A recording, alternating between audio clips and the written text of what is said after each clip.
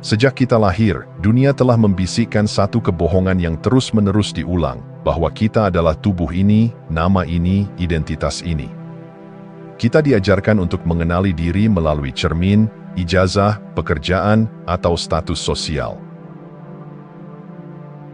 Namun jauh di dalam relung batin, ada suara yang lebih tua dari waktu, memanggil dengan lembut namun pasti, "Kamu bukan itu semua." Kita adalah kesadaran purba, cahaya yang tak pernah lahir dan tak pernah mati, yang saat ini hanya sedang bermimpi menjadi manusia. Lupa bukan sekadar kelalaian, ia adalah tabir yang ditenun oleh kehidupan modern, kesibukan, ambisi, hiburan tanpa henti. Semuanya mempertebal tirai yang memisahkan kita dari jati diri ilahi. Dalam tidur panjang ini, kita merasa terasing, rapuh, dan haus makna, padahal mata airnya sudah ada dalam diri sejak awal. Hermetisisme datang bukan sebagai agama baru atau dogma mutakhir, melainkan sebagai peta kuno, simbolik, puitis, dan misterius, yang mengarahkan kita bukan kepada jawaban luar, tapi ke dalam. Ia tidak berteriak dari atas mimbar, tapi berbisik di tengah malam sunyi, mengajak kita kembali mengingat. Karena sejatinya, jalan spiritual bukan perjalanan menuju sesuatu yang baru, melainkan pulang ke sesuatu yang sudah sangat kita kenal, namun lama dilupakan. Dalam ajaran hermetik, tidak ada kunci emas yang dijual dalam buku atau seminar. Kuncinya selalu tersembunyi, bukan karena Tuhan ingin mempersulit, tapi karena hanya mereka yang sungguh-sungguh mencarinya yang dapat menemukannya. Dan kunci itu, menakjubkannya, selalu berada di tempat yang sama, dalam keheningan batin, dalam tatapan jujur ke dalam diri, dalam keberanian untuk menghadapi kekosongan dan bertanya, "Siapa aku jika semua label diambil dariku?" Setiap simbol hermetik, dari Ouroboros yang memakan ekornya sendiri, hingga tulisan-tulisan dalam Corpus Hermeticum, adalah cermin bagi batin yang siap melihat. Ia tidak memberi kesimpulan, tapi menyalakan api pertanyaan suci yang menyucikan. Dan api itu, bila dijaga, akan membakar kabut pelupa yang selama ini membungkus cahaya sejati kita. Pada akhirnya, inilah undangan awal, untuk berhenti sejenak dari peran dan topeng, dan bertanya dengan jujur, bukan kepada dunia, tapi kepada batin. Siapakah aku, sebelum dunia mengatakan siapa aku? Di sanalah, dalam ruang sunyi antara pertanyaan dan jawaban, kita mulai mengenali kembali wajah ilahi yang selama ini menatap dari balik mata kita sendiri.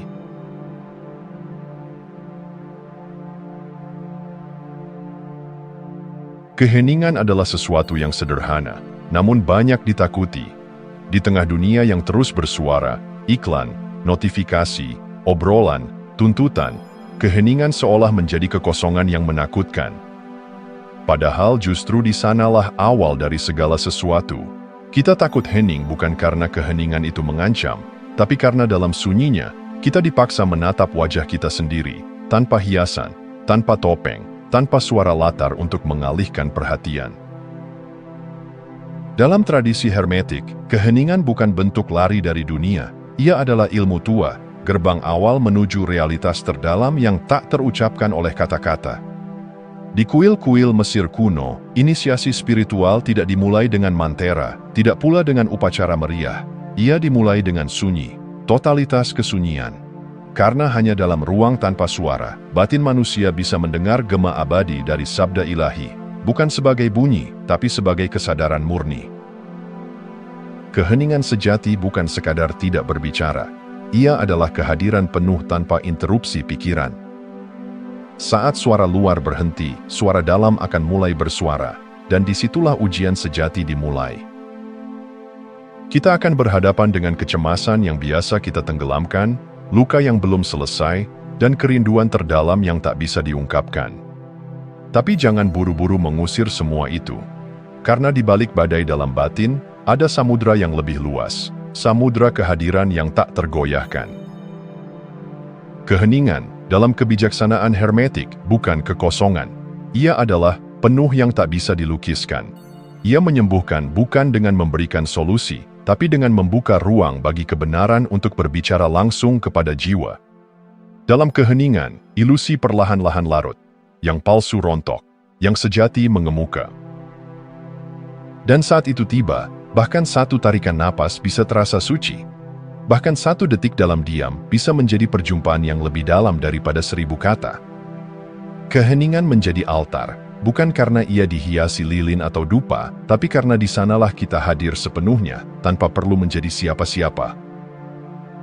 Hermetisisme mengajarkan bahwa sebelum bisa memahami apapun, kita harus belajar mendengarkan.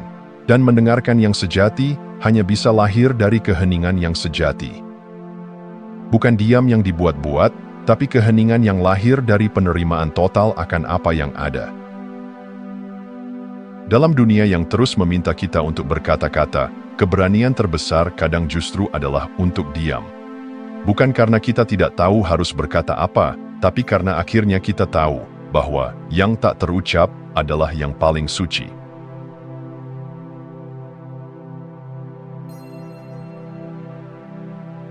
Jika keheningan luar adalah gerbang, maka keheningan batin adalah perjalanan sejatinya. Disinilah kerja sang alkemis jiwa dimulai, bukan dengan logam dan api fisik, melainkan dengan diam yang mendalam dan pencairan identitas palsu yang selama ini kita pegang erat. Ini bukan sekadar diamnya mulut, tetapi diamnya ego, diamnya aku, yang terbiasa bicara, menghakimi, mengklaim kebenaran, dan mencari pengakuan. Kita hidup dalam pusaran suara dalam kepala, komentar, asumsi, kenangan, kekhawatiran akan masa depan. Tapi siapa yang berbicara di sana, dan siapa yang mendengarkan? Pertanyaan-pertanyaan ini bukan teka-teki, melainkan pintu menuju kesadaran yang lebih dalam. Sang alkemis jiwa tidak lagi mencari jawaban di luar, ia menyelami lautan batinnya sendiri, dan di sana ia belajar bahwa diam bukan kehampaan, tapi keadaan di mana yang sejati bisa muncul tanpa gangguan. Meditasi, dalam makna hermetik, bukanlah teknik untuk menghentikan pikiran secara paksa. Itu bukan perang antara kesadaran dan isi pikirannya. Justru sebaliknya, ia adalah penyerahan total. Penyerahan bukan berarti pasrah, melainkan hadir utuh, tanpa menilai, tanpa menolak, tanpa mengejar. Diam bukan lagi usaha, tapi keadaan alami saat kita berhenti mencoba menjadi sesuatu. Seperti yang tertulis dalam Corpus Hermeticum, tinggalkan kata, agar engkau dengar sabda ilahi. Kata-kata, betapapun indahnya, hanyalah pantulan, yang ilahi tak bisa ditangkap oleh simbol atau suara. Ia hadir dalam keheningan, sebagai terang yang tak berbentuk, sebagai makna yang tak diucapkan. Dan hanya kesadaran yang hening yang sanggup menangkapnya. Keheningan batin bukan tempat pelarian, melainkan pusat tetap di tengah pusaran dunia. Dalam hidup yang terus bergerak, tempat itu menjadi jangkar. Kita mungkin tetap bekerja, berbicara, bahkan berkonflik, namun di dalam ada ruang yang tak tergoyahkan, ruang suci di mana aku bukan lagi identitas, tapi sekadar saksi. Inilah praktik sang alkemis, yaitu menyalakan api keheningan, bukan untuk membakar dunia, tapi untuk melebur ilusi diri. Ia tidak menjadi lebih spiritual, tapi menjadi lebih jujur, dan kejujuran itu membawa kebebasan. Sebab saat pikiran diam, dunia menjadi jernih. Dan dari kejernihan itulah, intuisi lahir, kasih mengalir, dan kita mulai mengenali kembali diri kita, bukan sebagai tokoh dalam cerita, tapi sebagai kesadaran itu sendiri.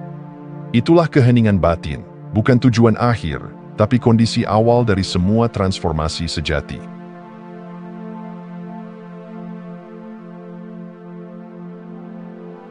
Kita diajarkan sejak kecil untuk memperlakukan tubuh seperti mesin, dirawat agar berfungsi, dihias agar menarik, ditaklukkan agar patuh. Namun dalam kebijaksanaan hermetik, tubuh bukan sekadar wadah daging yang menua dan mati, ia adalah kuil, tempat roh berdiam, tempat kosmos bercermin, tempat sakral yang menyimpan rahasia langit dan bumi. Tubuh bukan penghalang spiritualitas, ia bukan rintangan yang harus dilampaui. Justru sebaliknya, ia adalah pintu masuk. Seperti tertulis dalam prinsip hermetik, yang di atas sama dengan yang di bawah. Ini bukan sekadar metafora kosmik, melainkan undangan untuk memandang tubuh sebagai pantulan dari hukum-hukum ilahi. Organ tubuh bukan hanya alat biologis, tetapi simbol dari kekuatan dan arsitektur semesta. hati sebagai matahari batin, paru-paru sebagai angin kehidupan, tulang sebagai pilar bumi. Kita mencari Tuhan di langit, padahal Tuhan telah menanamkan simbol-simbolnya di setiap serat tubuh kita.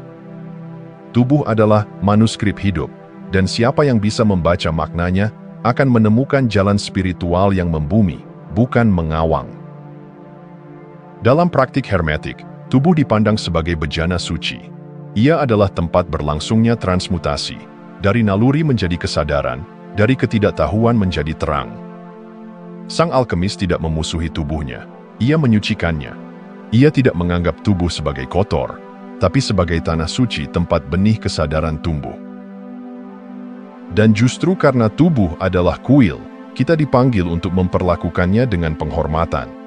Bukan lewat pemujaan berlebihan, tetapi lewat perhatian yang lembut, kesadaran yang hadir, dan cinta yang membumi.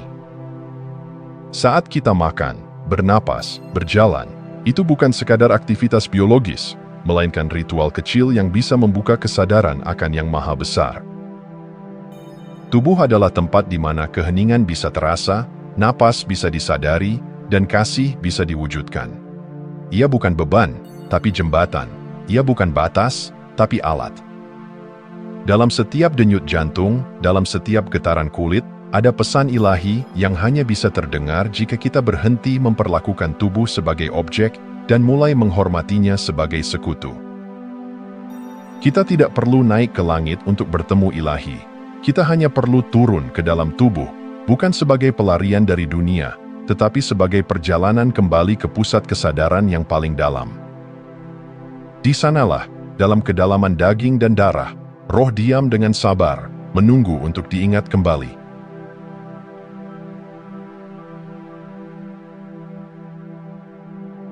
Dalam laboratorium seorang alkemis sejati, tidak ada bahan yang tak suci.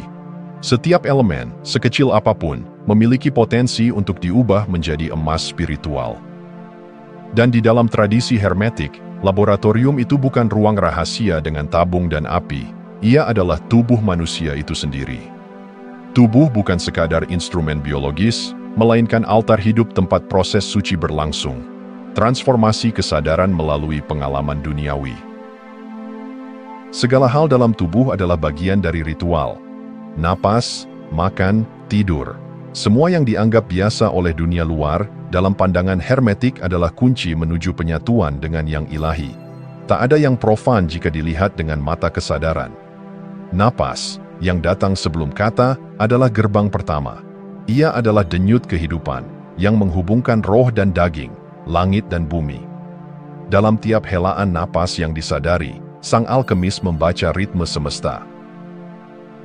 Tubuh menyimpan memori dari segalanya, bukan hanya genetika dari leluhur, tapi juga emosi yang belum selesai, pikiran yang terus diputar, luka yang belum disembuhkan.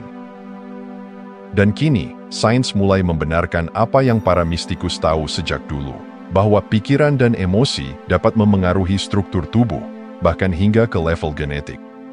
Disinilah batas antara spiritualitas dan sains mulai larut, dan tubuh berdiri sebagai saksi keduanya. Namun, tubuh bukan sekadar tempat penyimpanan, ia juga penyalur. Energi spiritual, getaran tinggi, cahaya ilahi, semua itu memerlukan medium, dan tubuh adalah mediumnya. Tapi tak semua tubuh siap menyalurkan cahaya itu. Ia harus disiapkan, dibersihkan, dikalibrasi. Bukan dengan menyiksa atau menyangkali, melainkan dengan menyadari dan menghormati. Tubuh yang kasar, penuh beban emosi yang tak terselesaikan, tidak akan mampu menyalurkan energi tinggi tanpa terbakar dari dalam. Alkimia hermetik bukan tentang melarikan diri dari tubuh, melainkan menyelaminya dengan cinta dan kesadaran. Ia bukan tentang menyucikan roh sambil mencela daging, tetapi tentang melihat bahwa roh dan tubuh adalah dua sisi dari satu koin ilahi. Keduanya saling menari dalam tarian transmutasi yang tak berkesudahan. Dan di pusat dari semua itu adalah napas, elemen hidup yang tidak pernah berhenti, bahkan saat kita tidur, bahkan saat kita lupa. Napas adalah suara jiwa. Ia adalah mantra pertama sebelum kata-kata lahir. Ketika sang alkemis menyadari ini, maka setiap tarikan napas menjadi doa. Dan setiap detik kehidupan menjadi bagian dari ritual suci menuju penyatuan dengan yang tak terlukiskan.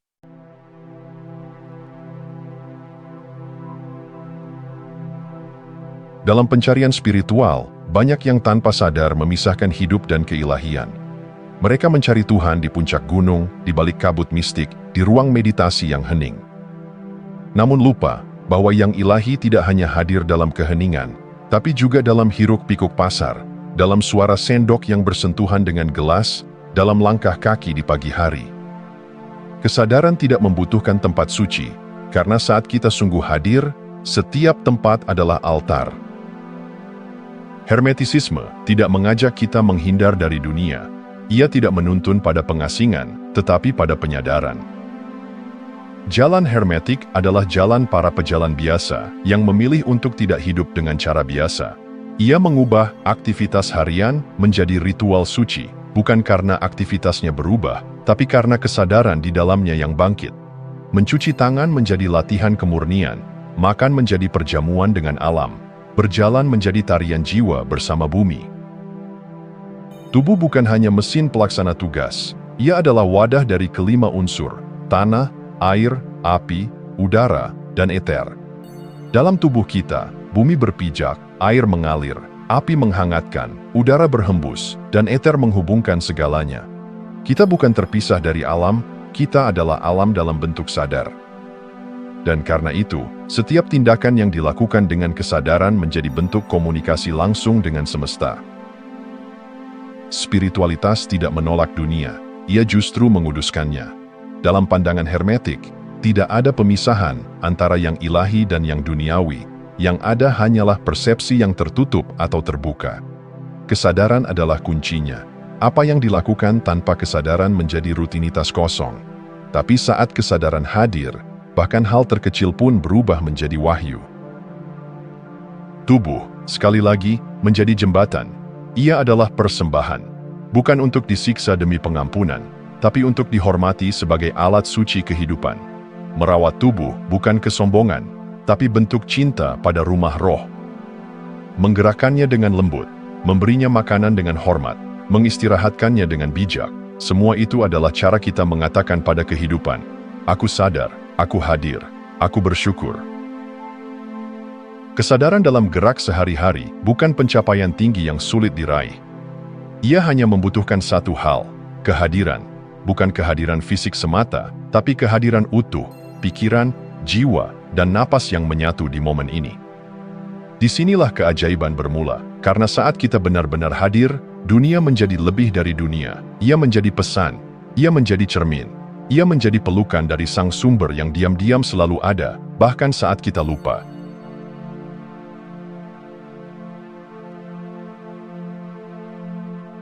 Di dalam batin manusia, ada ruang yang tak kasat mata, sebuah altar sunyi di mana api jiwa menyala, redup atau terang tergantung pada kesadaran yang menyalurkannya. Ruang itu adalah pikiran, bukan musuh, bukan raja tiran yang harus ditaklukkan, melainkan alat suci, yang jika disucikan, menjadi jembatan antara manusia dan ilahi. Namun jika dibiarkan tak tersentuh cahaya kesadaran, ia berubah menjadi kabut yang menyesatkan langkah. Hermetisisme tidak pernah menyerukan perang terhadap pikiran, ia mengajarkan pengenalan, bukan penyangkalan. Dalam ajaran Kybalion, tertulis jelas, semesta adalah mental, artinya, seluruh kenyataan ini berakar dari pikiran, dari kesadaran universal yang memancarkan segala bentuk. Maka bagaimana mungkin kita menginjak tanah yang tercipta dari pikiran, lalu menyebut pikiran sebagai penghalang? Yang dibutuhkan bukan penolakan, melainkan pemurnian. Pikiran adalah tempat suci di mana keputusan spiritual terjadi. Di sanalah kita memilih antara cahaya dan kabut, antara keheningan dan hiruk-pikuk ego. Pikiran bisa menjadi taman cahaya jika diarahkan dengan cinta, atau menjadi labirin gelap jika ditinggalkan tanpa penjaga. Ia bukan penentu kebenaran, tapi cermin dari kedalaman batin. Apa yang dipantulkannya tergantung pada apa yang kita beri. Sang alkemis jiwa tahu bahwa mengendalikan pikiran bukan berarti memenjarakannya, tapi mengarahkannya dengan lembut, sebagaimana air diarahkan ke ladang yang haus. Ia tidak memarahi pikirannya saat ia gaduh, tetapi hadir, menyaksikan, dan menyalakan pelita kesadaran di dalamnya. Karena pengendalian sejati bukan soal kuasa, tapi soal tanggung jawab. Dan hanya mereka yang mengambil tanggung jawab penuh atas isi pikirannya yang bisa membentuk realitas secara sadar. Mengendalikan pikiran berarti kembali pada pusat, pada sang saksi, sang kesadaran yang tak terikat oleh arus lintas ide dan bayangan. Dari titik itu, segala sesuatu menjadi terang, bukan karena kita tahu segalanya, tapi karena kita berhenti dibutakan oleh segalanya.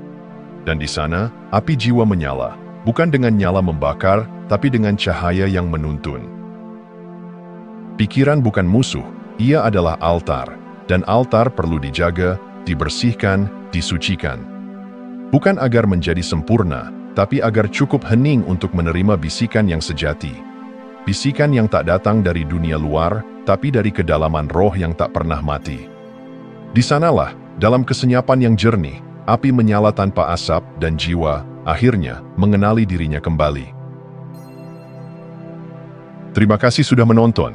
Jangan lupa like, komen, dan subscribe untuk dukung channel ini terus berkembang. Sampai jumpa di video selanjutnya.